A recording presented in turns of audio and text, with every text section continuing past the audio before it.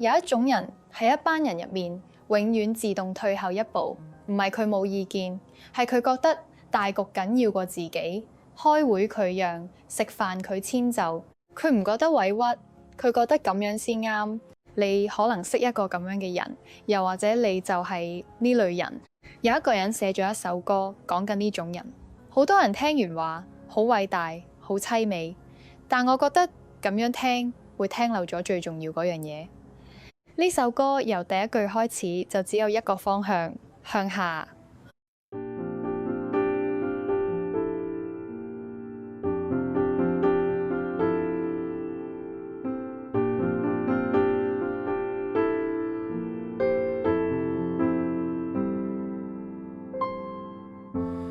忽冷忽暖忽已在升溫，一漲一退一人眾星沉，與海牽血，而最終各自。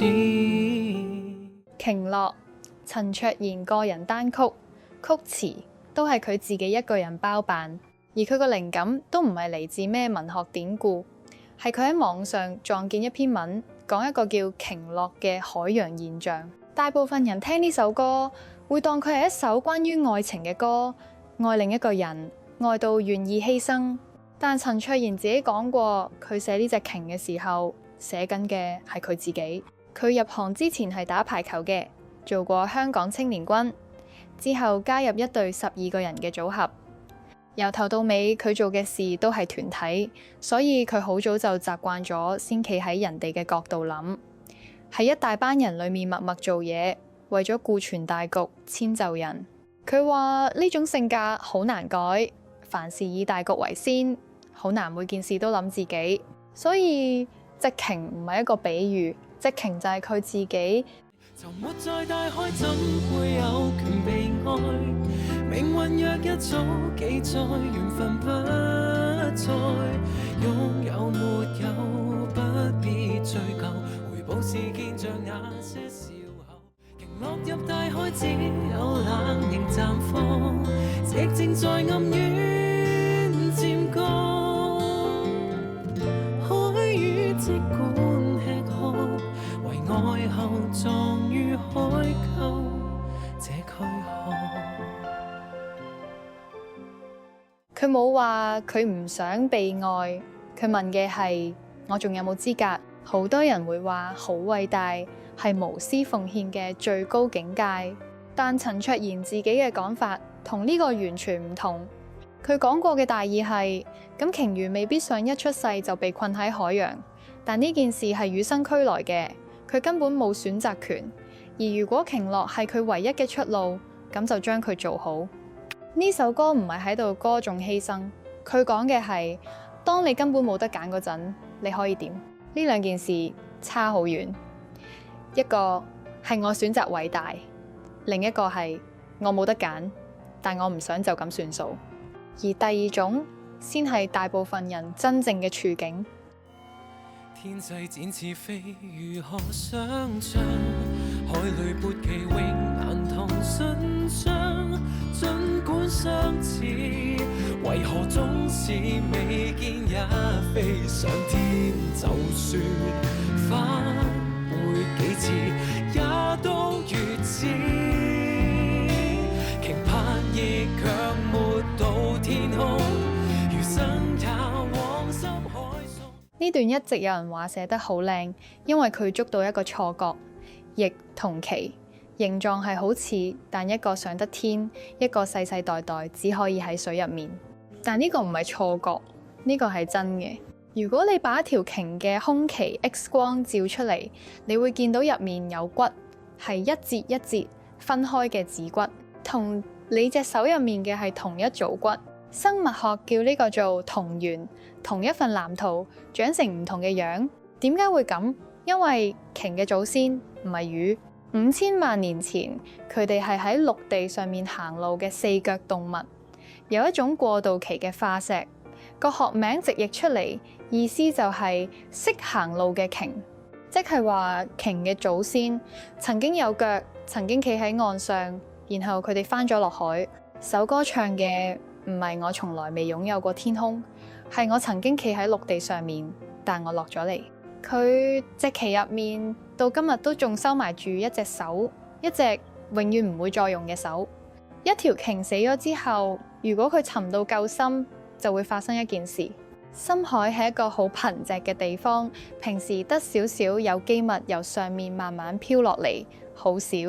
但一條大鯨沉落去，一次過送到落海底嘅養分，相當於嗰個位置正常情況下累積成1000年先儲到嘅份量。於是佢會撐起一個生態系統，由食肉嘅開始，跟住到食骨頭嘅蟲，再到靠骨入面由之為生嘅細菌。一條鯨嘅屍體可以養住呢一堆嘢幾十年。呢個就係鯨落，亦都係大部分人聽完首歌之後記住嘅嗰個畫面。死亡變成滋養，好淒美，好偉大。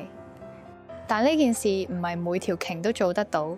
太年輕、太細、骨頭仲未夠密實嘅鯨，佢骨入面嘅油脂好快就會耗盡，撐唔到幾十年，可能幾年就散晒。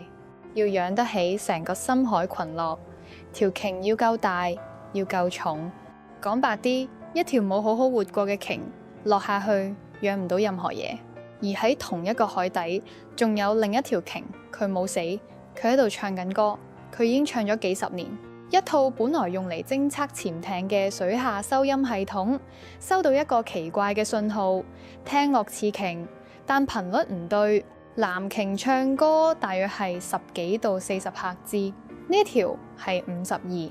對人耳嚟講，52赫茲已經好低沉，但對其他鯨嚟講，呢個音太高，佢哋聽唔到佢，佢亦聽唔到佢哋。佢喺同一個海入面唱咗幾十年，冇一次收到回音。人哋叫佢做世界上最孤獨嘅鯨。有一個德國繪本作家將呢件真事畫咗出嚟。本書第一句就寫呢個係一個真實嘅故事。繪本頭半部分係用科學家嘅角度講佢點樣出世，點樣同屋企人失散，點樣一次又一次擦身而過。而其中一個科學家決定潛落海，親自去揾佢，因為佢想同呢條鯨講呢個世界仲有我聽緊你講嘢。但去到後半部分，作者做咗一件事，佢調轉咗個鏡頭，佢俾隻鯨講嘢。喺隻鯨眼中，嗰個帶住潛水裝備嘅科學家係一條會吐泡泡嘅魚，佢喺個泡泡入面喐動發聲，好似唱緊歌。隻鯨聽唔明佢唱乜，佢望咗一陣，然後心諗佢大概係世界上最孤獨嗰條泡泡魚。你已經潛咗成10分鐘，你一路望住呢條沉落去嘅鯨，覺得佢好慘，覺得佢好偉大，而佢抬起頭望返你，你就係嗰條泡泡魚。我哋根本唔知道佢係咪真係覺得孤單，所以我哋講嘅每一個動物故事，其實講嘅都係我哋自己。陳卓賢寫嗰條鯨，寫嘅係佢自己。而你聽呢首歌，唔係因為條鯨慘，係因為你認得嗰種感覺。你一路以為你喺度講一條鯨，你其實一直喺度講你自己。順帶講一件事，2010年科學家探測到另一批鯨，佢哋嘅歌聲頻率一樣咁高，即係話嗰條唱咗幾十年冇人回應嘅鯨，可能一直都唔係得佢一個，只不過佢自己唔知道。所以我唔會同你講你已經好好。我想問你一句，你一直覺得你係嗰條俾嘢嘅鯨，但望住你嗰個人，你成全緊嗰個，你遷就緊嗰個，佢望住你嘅時候，會唔會都覺得自己先係最孤獨嗰個？同埋你話你唔要回報，但你係真係唔要，定係你根本唔敢要？我唔係叫你唔好俾，我係想同你講，喺你沉落去之前，海底每一個養得起成個生態系統嘅鯨落，都係一條曾經好好活過嘅鯨。所以你落去之前問自己一句就得：我夠唔夠重？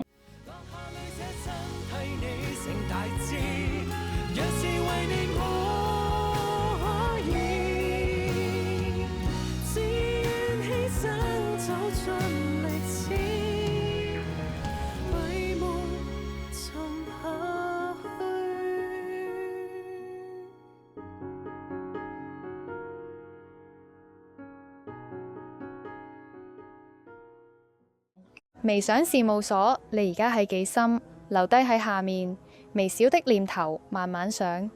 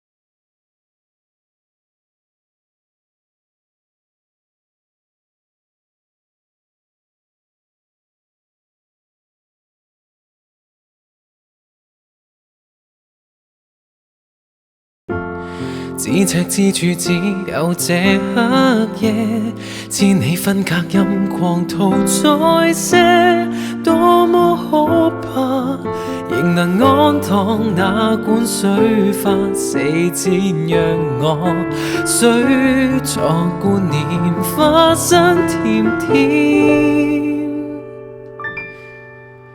能化做養分也應該，無需要為之感慨。